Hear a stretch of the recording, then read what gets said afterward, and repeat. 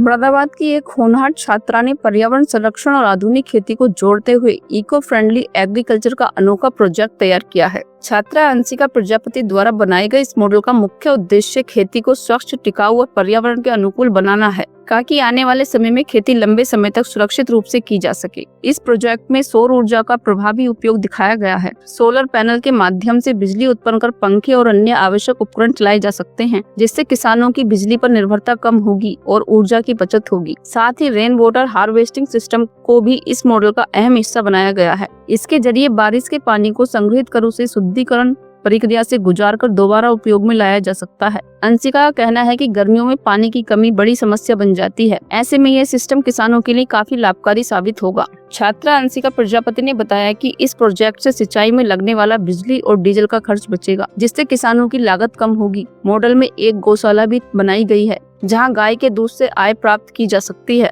और गोबर से देसी खाद तैयार की जा सकती है। इस जैविक खाद का उपयोग खेतों में करने वाले फसलों को रासायनिक कीटनाशकों से बचाया जा सकेगा और मिट्टी की उर्वरता बनी रहेगी। इसके अलावा इको फ्रेंडली मॉडल में औषधीय पौधों, फलों और सब्जियों की खेती एक ही स्थान पर करने का उदाहरण भी प्रस्तुत किया गया है। इससे किसान कम जगह में विविध खेती कर अधिक मुनाफा कमा सकते हैं।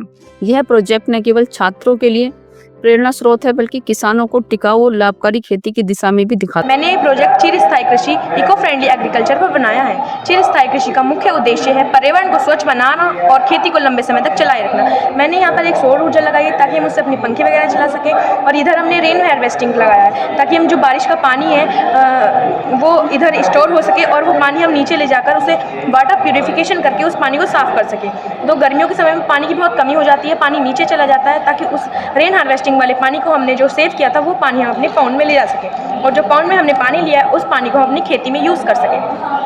हमने दिखाया कि हमने एक गौशाला बनाई है ताकि उसके दूध से हमें धनराशि प्राप्त हो सके, और जो गाय का गोबर होता है और हम उससे अपना जैविक खाद बना सके, और जो हमने जैविक खाद बनाया है वो अपनी खेती में यूज़ कर सके, ताकि हमारी जैविक खेती को कीटनाशकों से बची रहे और उसे कोई भी नुकसान ना हो।